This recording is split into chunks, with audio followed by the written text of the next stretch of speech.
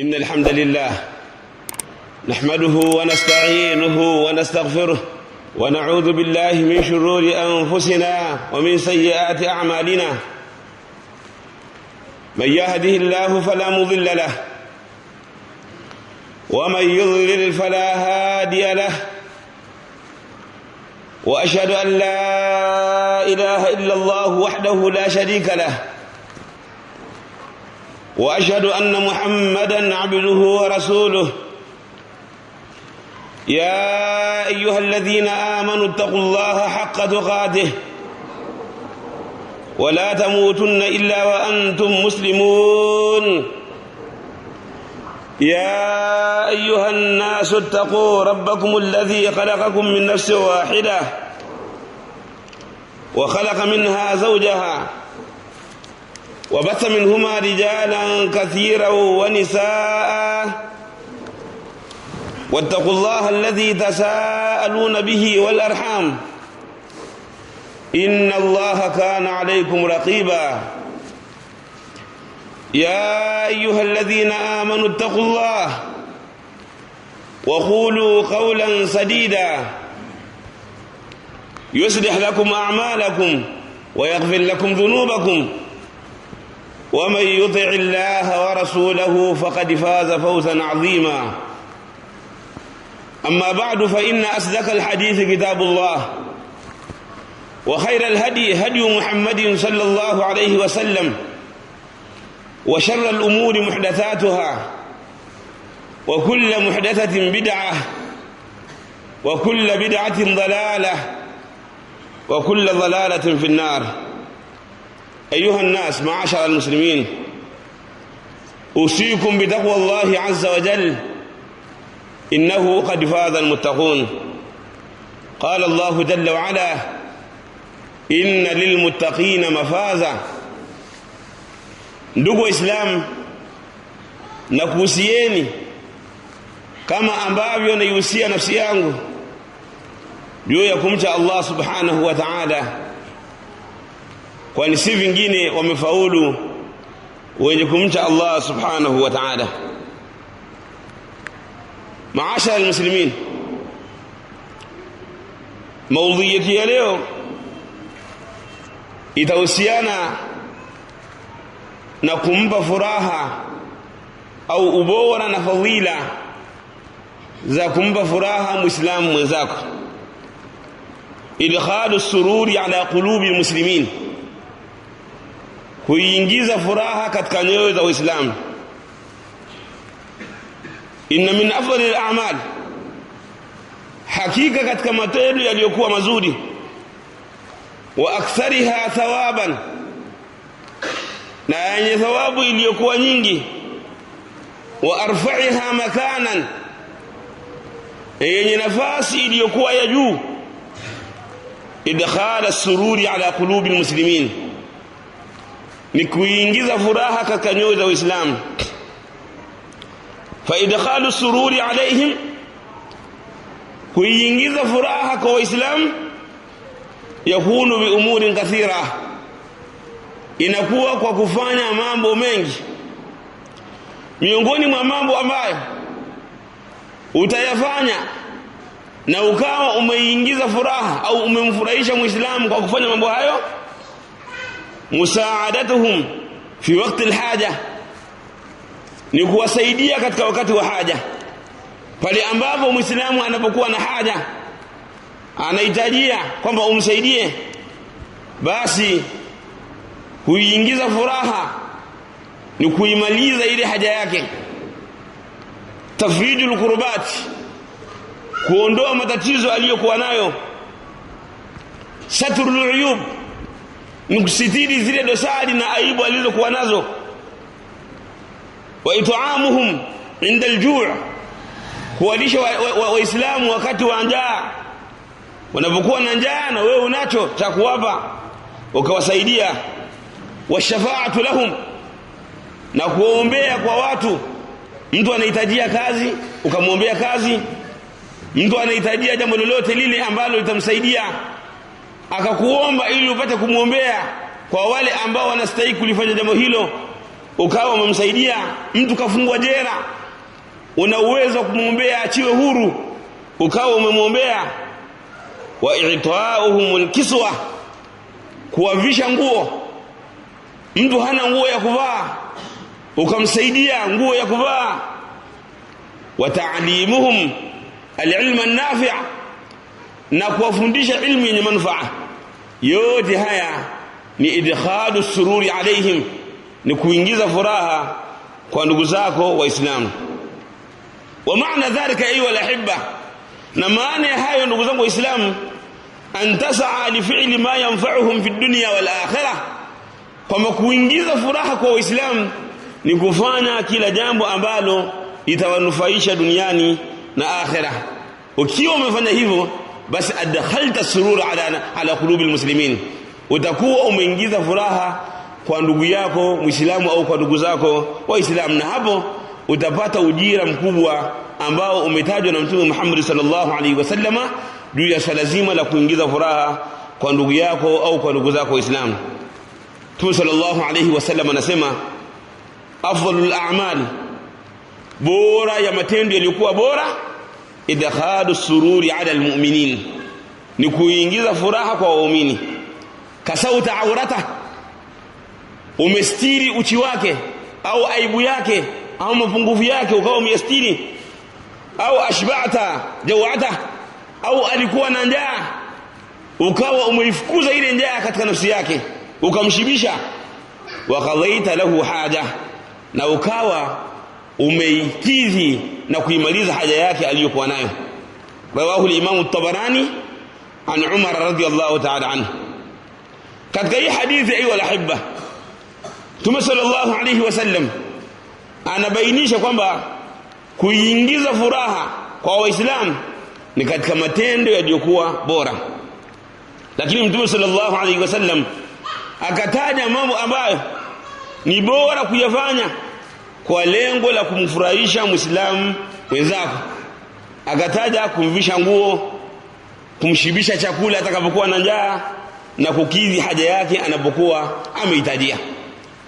Lakini pia amepokea Imam Ahmad, amepokea al-Imam at-Tabarani rahimahullah ta'ala katika al-Mu'jam al-Kabir, na al-Imam Ibn Asakir katika tarikhi yake, hadithi kutoka Umar radhiyallahu ta'ala, hadithi kutoka Abdullah ibn Umar radhiyallahu ta'ala anhuma. Mtume sallallahu alayhi wasallam anasema, ahabbul a'mali ila Allah, matendo ambayo yanapendeza mbele ya Allah subhanahu wa ta'ala, kama matendo hayo Allah anayapenda sana, anfa'uhum linnas, ni yale matendo ambayo utayafanya yakawa yawanufaisha sana watu. Ukafanya matendo fulani au jambo fulani, lakini umma Waislamu watanufaika na matendo hayo, watu watanufaika na matendo hayo. Wa habbul a'mali ila Allah, na matendo ambayo yanafurahisha mbele ya Allah subhanahu wa ta'ala. Yani kipengele cha kwanza, watu wanaopendeza sana mbele ya Allah subhanahu wa ta'ala ni wale watu ambao wananufaisha watu, na matendo yale ambayo yanapendeza mbele ya Allah subhanahu wa ta'ala ni sururun, ni furaha ambayo tudkhiluhu ala muslimin, unaingiza kwa Muislamu. Takshifu anhu kurba, unamuondolea matatizo aliyokuwa nayo. Au taqdi anhu dainan, au unamlipia deni lake, alikuwa adaiwa hawezi kulipa, ukamlipia deni lake. Au tatudu anhu ju'an, au ukawa unaifukuza njaa katika nafsi yake, ana njaa, ukamlisha chakula. Mtume sallallahu alayhi wasallam anaelezea ubora wa kumsaidia ndugu yako Muislamu, mbora kusimamia haja ya Muislamu mwenzake. Akasema, li an amshia ma akhin fi hajatin, mimi kutoka na ndugu yangu kwa lengo la kuimaliza haja yake aliyokuwa nayo, ahabbu ilayhi, jambo hili linapendeza kwangu mimi, min an atakifa fi hadha almasjid, kuliko kufanya itikafu katika huu msikiti, yani masjid almadina shahran, kuliko kufanya itikafu katika huu msikiti, yani msikiti wa Bwana Mtume Muhammad sallallahu alaihi wasallam, ukafanya itikafu kwa muda wa mwezi mzima. Yani fadhila zote ambazo zinapatikana pale katika swala, katika kusoma Qur'an, ambapo mtu akiswali pale anapata thawabu 1000.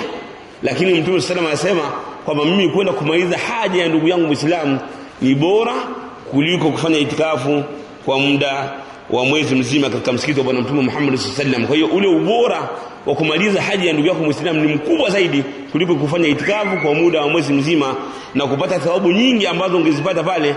Kumbe kumsaidia Muislamu mwenzako unapata thawabu nyingi kuliko kufanya itikafu katika msikiti wa Bwana Mtume Muhammad sallallahu alayhi wa ala alihi wasallam.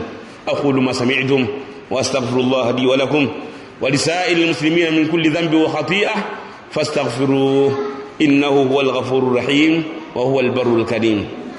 alhamdulillahi ala ihsanihi والشكر له على توفيقه وامتنانه وأشهد أن لا إله إلا الله وحده لا شريك له تعظيما لشأنه وأشهد أن سيدنا ونبينا محمدا عبده ورسوله الهادي إلى رضوانه صلى الله وسلم وبارك عليه وعلى آله وعترته وأصحابه وإخوانه. معاشر المسلمين أيها الأحبة، فالمسلم لا بد أن يسعى إلى نفع المسلمين. مسلم لازم aende mbio kuwanufaisha waislamu wenzake, lianna almuslima akhul muslim, kwa sababu muislam ni ndugu yake muislamu mwenzake. Muislam amsaidie ndugu yake muislamu kwa sababu ni ndugu yake. Mtume sallallahu alayhi wasallam anasema almuslimu akhul muslim, muislam ni ndugu yake muislamu mwenzake. La yadhlimu, hamdhulumu muislamu mwenzake, hamdhulumu kwa kuchafua heshima yake, hamdhulumu kwa kumwaga damu yake, hamdhulumu yani kwa kuchukua mali yake, hamdhulumu kwa aina yoyote ile, kwa sababu ndugu hatakiwi kumdhulumu ndugu yake. Wala yuslimu, na wala hamsalimishi kwa maadui zake. Rawahu Imam al-Bukhari wa Muslim. Pia ayuha al-ahibba, kuhusiana na kuingiza furaha kwa ndugu yako Muislamu, kwamba kuna ujira mkubwa mbele Allah subhanahu wa ta'ala. Mtume sallallahu alayhi wasallam anasema man kana fi hajati akhihi, yote yule ambaye atakuwa ni mwenye kuisimamia haja ya Muislamu mwenzake, kana Allahu fi hajatihi, kana Allahu fi hajatihi, Allah subhanahu wa ta'ala atakuwa ni mwenye kuisimamia haja yake. Wa man faraja an muslimin kurbatan, na yote yule ambaye atamfariji Muislamu matatizo aliyokuwa nayo, faraja Allahu anhu kurbah, Allah subhanahu wa ta'ala atamfariji yale matatizo aliyokuwa nayo, min kurabi yawm al-qiyamah, katika matatizo ya siku ya kiyama. Utakapokuwa umemfariji Muislamu mwenzako ana matatizo, ukamsaidia na yale matatizo yakaondoka au yakaondoka kwa kiasi fulani, basi tambua pia na wewe Allah subhanahu wa ta'ala atakufariji katika matatizo ambayo yamekupata. Wa man satara musliman, na yote yule ambaye atamstiri Muislamu mwenzake, satarahu Allahu yawm al-qiyamah, Allah subhanahu wa ta'ala atamsitiri siku ya kiyama. Ikiwa Muislamu mwenzako ana aibu imempata, ana jambo la dosari limempata ukamstiri, basi na wewe pia Allah subhanahu wa ta'ala atakusitiri yawm al-qiyamah. وجاء عند الإمام مسلم من حديث أبي هريرة رضي الله عنه عن النبي صلى الله عليه وسلم قال من نفس عن مؤمن, yote yule ambaye atampa wepesi, atamuondolea matatizo muumini mwenzake, kurbatan min qurabi dunya, matatizo katika matatizo ya duniani, nafasa Allahu anhu kurbatan min qurabi yawm al-qiyamah, Allah subhanahu wa ta'ala atamuondolea matatizo katika matatizo ya siku ya kiyama. Wa man yassara ala mu'sirin, na yote yule ambaye atamsaidia mtu mwenye matatizo, yassara Allahu alayhi fi dunya wal akhirah, Allah subhanahu wa ta'ala atamfanyia wepesi kutokana na matatizo ya duniani na akhirah. Wewe unamsaidia Muislamu jambo dogo, Allah subhanahu wa ta'ala anakusaidia kwa mambo makubwa ambayo yamekupata yaliyoko duniani na akhirah. Wa man satara musliman, na mwenye kumstiri Muislamu kwa aibu iliyompata na dosari na mapungufu aliyokuwa nayo, satarahu Allahu fi dunya wal akhirah, Allah subhanahu wa ta'ala atamsitiri duniani na akhirah. Wallahu fi auni al-abd, na Allah subhanahu wa ta'ala siku zote na mara zote anakuwa katika kumsaidia mja wake. Ma kana al-abdu fi auni akhihi, maadamu mja anakuwa katika hali ya kumsaidia ndugu yake. Maashara al-muslimin, fa idkhalu as-surur ala akhika al-muslim, kuingiza furaha kwa ndugu yako Muislamu, fihi ajrun adhim, kuna ujira mkubwa. Wa hatta at-ta'am au ash-sharab alladhi taj'aluhu fi fami imra'atik, hata kile chakula ambacho mtu unamlisha mkeo, uko unakula na mkeo kwenye sahani moja, ukachukua tonge la chakula ukawa umemlisha mke wako, ukakiingiza katika mdomo wa mke wako, fihi thawabun adhim, kuna thawabu kubwa, kama alivyoipokea hadithi hii al-Imam Ahmad rahmatullahi ta'ala alayhi kutoka Sa'd ibn Abi Waqqas radiyallahu ta'ala anhu qala innaka lan tunfiq nafaqatan, Mtume sallallahu alayhi wasallam anamwambia Sa'd, hakika wewe hautotoa nafaka yoyote, matumizi yoyote yale ambayo utayatoa, hautotoa jambo lolote, mali yoyote ile ambayo unaitoa, tabtaghi biha wajha Allah, ukawa unataka uso wa Allah subhanahu wa ta'ala, illa ujirta alaiha, isipokuwa wewe utalipwa kutokana na lile jambo ambalo umetoa. Hatta luqmati, mpaka ile luqma, mpaka kile chakula ambacho taj'aluha fi imra'atik, ambacho unakiweka katika mdomo wa mke wako, hakika pia unapata thawabu nyingi mbele Allah subhanahu wa ta'ala.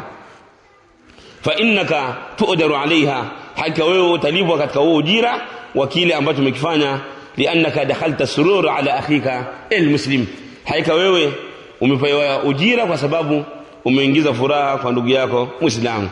Fa hadha ajrun adhim, huu ni ujira mkubwa, liman adkhala surura ala akhihi almuslim, kwa yule ambaye ameingiza furaha kwa ndugu yake Muislamu.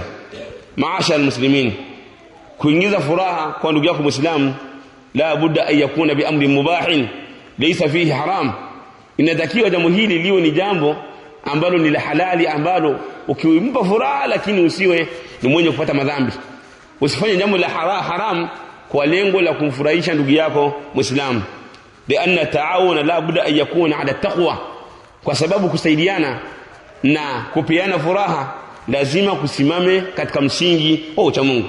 Allah subhanahu wa ta'ala anasema, wataawanu 'ala albirri wattaqwa, saidianeni katika wema na uchamungu, wala taawanu 'ala alithmi wal'udwan, na wala msaidiane katika jambo lenye uadui na jambo ambalo litakuwa na madhambi.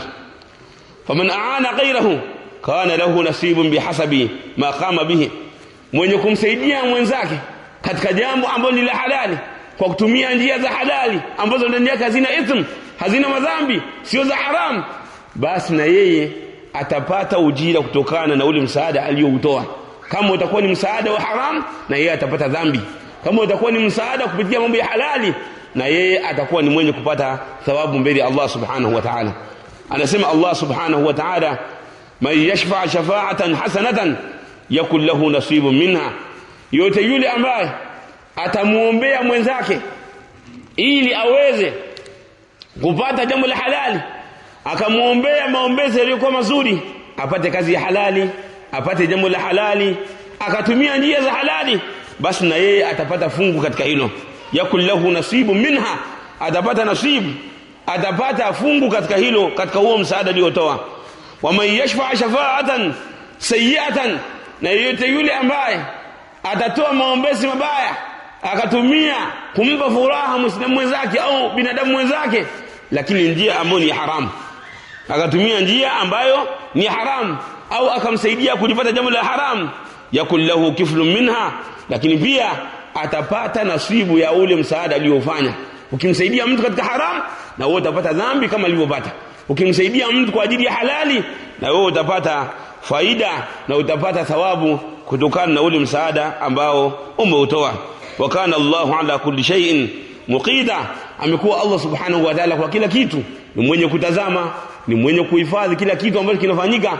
Allah subhanahu wa ta'ala la yakhfa alayhi khafiya, hakuna jambo lolote ambalo linajificha kwa Allah subhanahu wa ta'ala. Anasema al-Imam as-Sa'di rahimahullah ta'ala, faman shafa'a ghayrahu, yote yule ambaye atamuombea mwenzake, wa qama ma'ahu ala amni min umuri alkhair, na akasimama naye katika msaada, akasimama naye katika kumuombea, akasimama naye katika kumsaidia, akasimama naye katika jambo lolote la khairi, kana lahu nasibun min shafaatihi, atapata fungu katika kule kumsaidia, kule kumwombea ili apate lile jambo ambalo amelifanya, bihasabi sa'ihi wa amalihi wa naf'ihi, kutokana na ile movement yake, ule mwenendo wake juu ya kumsaidia katika yale matendo yake, katika yale manufaa aliyopata. Wala yanqusu min ajli al-asili shay'un, na wala haitopungua katika ule ujira wa yule ambaye anamsaidia na yule ambaye anasaidiwa kitu chochote. Wote watapata ujira, kila mmoja atapata ujira kutokana na vile alivyosaidia. Wa man awana ghayrahu ala amrin min ash-sharr, na yeyote yule ambaye atamsaidia mwenzake katika jambo la shari, kana alayhi kiflun min al-ithm, atakuwa ni mwenye kupata sehemu na fungu katika madhambi, bihasabi ma qama bihi wa awana alayhi, kutokana na vile ambavyo alivyo move na alivyosimamia na ile movement yake, ile namna alivyomsaidia kuifikia ile shari. Kumsaidia mtu katika khair na unapata, kumsaidia katika shari unapata. Wa fi hadha, anasema katika hili al-Hafidh as-Sa'di rahimahullah ta'ala, katika hili al-hathu al-azim ala at-ta'awuni ala al-birri wat-taqwa, kuna kuhimizana kukubwa kwamba watu wahimizike juu ya kusaidiana katika wema na uchamungu. Wasajru al-azim ani at-ta'awuni, na pia kuna kemeo kubwa juu ya kusaidiana anil ithmi wal udwan, kwamba watu wakome kusaidiana katika mambo ambayo ndani yake yana madhambi na ndani yake yanakuwa na uadui. Rabbana atina fid dunya hasana wa fil akhirati hasana wa qina adhaban nar waghfir lil mu'minina wal mu'minat wal muslimina wal muslimat al ahya'i minhum wal amwat birahmatika ya arhamar rahimin. Allahumma a'inna wa la tu'in alayna وانصرنا ولا تنصر علينا وامكر لنا ولا تمكر علينا واهدنا ويسر الهدى لنا وانصرنا على من بغى علينا. اللهم اجعلنا لك شاكرين، لك ذاكرين، إليك أواهين منيبين، لك مخبتين. اللهم ربنا آتنا في الدنيا حسنة وفي الآخرة حسنة وقنا عذاب النار. اللهم أرنا الحق حقا وارزقنا اتباعه، وأرنا الباطل باطلا وارزقنا اجتنابه. ونسألك كما جمعتنا في هذا المكان أن تجمعنا في الفردوس الأعلى مع سيدنا وحبيبنا محمد صلى الله عليه وسلم وأبي بكر وعمر. قوموا إلى صلاتكم يرحمكم الله. Hii ni Wajawema Online TV. Hapa ni elimu tu. Elimu ni nuru na kujifunza ni safari isiyo na mwisho. Sasa unayo fursa ya kujifunza na kuongeza maarifa yako katika elimu ya dini kwa urahisi, tena ukiwa popote. Tunawakaribisha kujifunza na masomo online, ikiwa ni ngazi ya ibtidaiya, masomo yatakayokuwezesha kujifunza kupitia mfumo wa mtandao kwa mazingira rafiki na kuzingatia uelewa wa kila mshiriki. Masomo yatakayofundishwa ni pamoja na fiqhi, sira, tauhid, hadithi, nahau, lugha ya Kiarabu pamoja na Qur'ani tukufu. Vipindi hivi vinaendeshwa na walimu wenye taaluma na uzoefu wa kufundisha kwa mbinu zitakazorahisisha ujifunzaji na kuwajengea misingi imara ya elimu ya dini. Iwe wewe ni mwanafunzi, mfanyakazi, mfanyabiashara au mwenye shughuli nyinginezo, unaweza kushiriki masomo haya kwa urahisi ukiwa mahali ulipo. Usajili unaendelea sasa na ratiba ya masomo itawasilishwa kwa washiriki watakaojiunga. Katika kuunga mkono uendeshaji wa vipindi hivi na kuwezesha upatikanaji endelevu wa masomo haya, washiriki watachangia kiasi kidogo kitakachosaidia kugharamia huduma kama vile internet. Kwa mawasiliano zaidi na namna ya kujiandikisha, wasiliana nasi kupitia namba 0756694826. Usikose fursa hii adhimu ya kujifunza. Jiunge nasi leo, jifunze kwa urahisi na endelea kujijengea maarifa yako yenye manufaa katika maisha yako. Masomo online, elimu kwa uelewa, maarifa kwa maendeleo. فافهم فليس الشك كاليقين.